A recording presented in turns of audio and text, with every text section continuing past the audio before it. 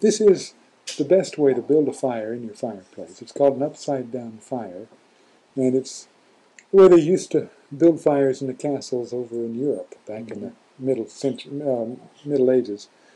But it's a little different than the way you probably build them now. You don't use a grate.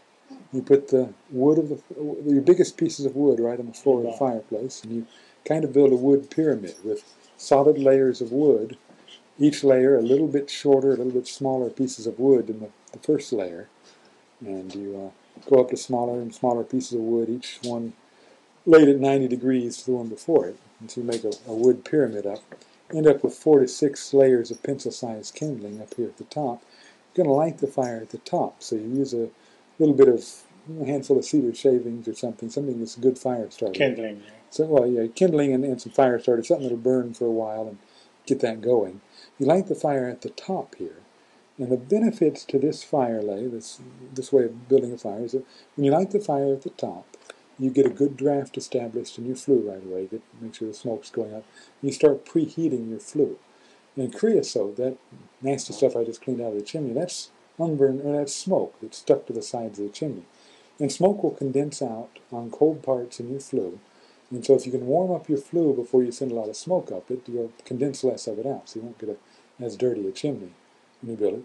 But the other neat thing here is when you burn wood on a grate in a fireplace, as you typically do, about 40 to 60% of the fuel contained in your wood goes up the chimney unburned.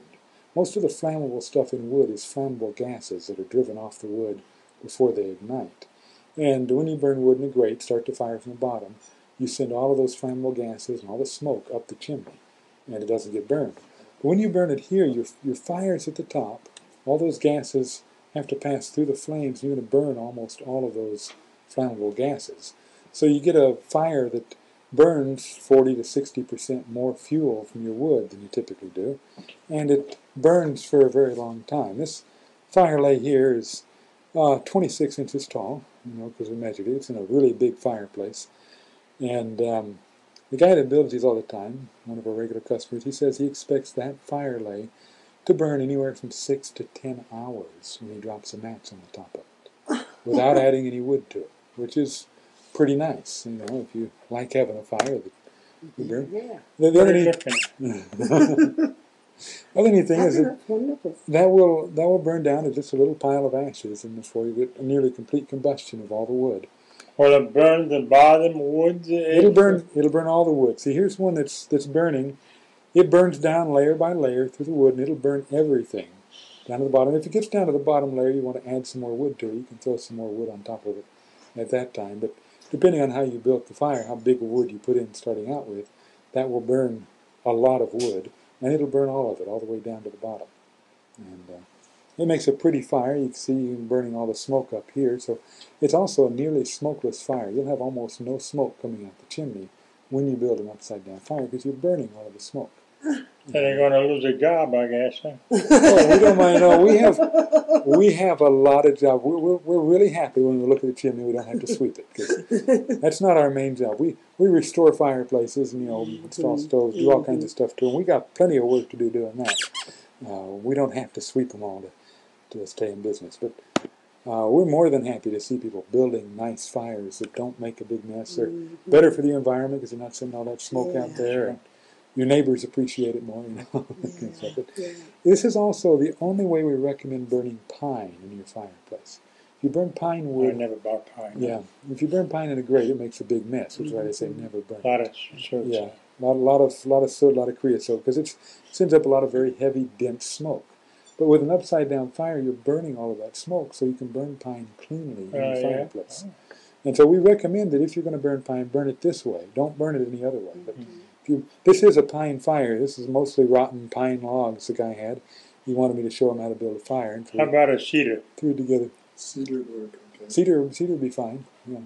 Cedar's a softwood like a pine, but it smells nice when you burn it.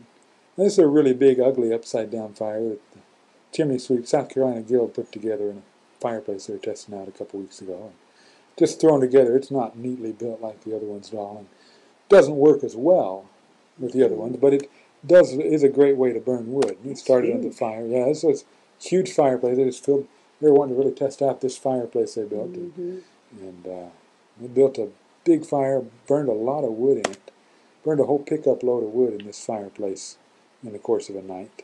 But, yeah, it's an outside fireplace, but you can see how it burns down to nothing. The next day, they kept piling wood on it. They burned a whole pickup load of wood there. The next morning, this is all the ashes that came from a pickup load of wood burned that way.